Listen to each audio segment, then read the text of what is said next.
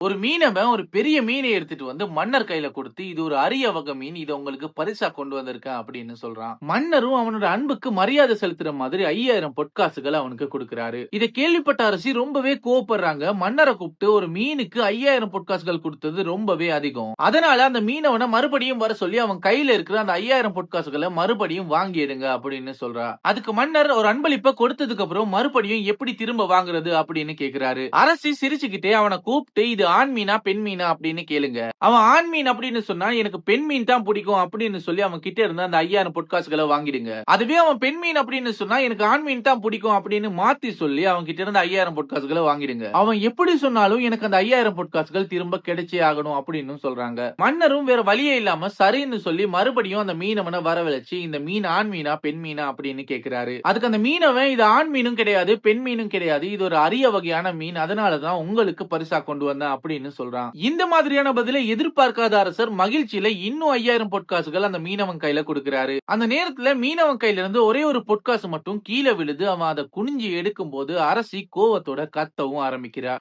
இவ்வளவு பொற்காசுகள் இவன் கையில இருந்தும் கீழே விழுந்த ஒரு பொற்காசை கூட விடாம அதை குனிஞ்சு எடுக்கிறான்னா இவன் எவ்வளவு பெரிய பேராசக்காரனா இருப்பான் அப்படின்னு சொல்றாங்க. இதை கேட்ட மீனவன் நான் பேராசக்காரன்லாம் கிடையாது, அந்த பொற்காசுல மன்னரோட முகம் பதிக்கப்பட்டிருக்கு, அதை யாராவது தெரியாம கூட மிதிச்சிட கூடாது அப்படிங்கிறதுக்காக தான் அதை குனிஞ்சி எடுத்தேன் அப்படின்னு சொல்றான். மீனவன் இந்த மாதிரி சொன்னதை பார்த்து மன்னர் இன்னமே மகிழ்ச்சியில அவனுக்கு இன்னும் 5000 பொற்காசுகளை கொடுக்கிறாரு. ஆனா இந்த தடவை அரசு எந்த விதமான பேச்சுக்களையுமே பேசாம அமைதியா இருக்காங்க. மீனவனும் 15000 பொற்காசுகளை எடுத்துக்கிட்டு சந்தோஷமா அந்த இடத்துல இருந்து கிளம்புறான். வெறும் 5000 பொற்காசுகளை திரும்பி பெற ஆசைப்பட்ட அரசி 15000 பொற்காசுகளை கடைசியில இழந்து போறாங்க.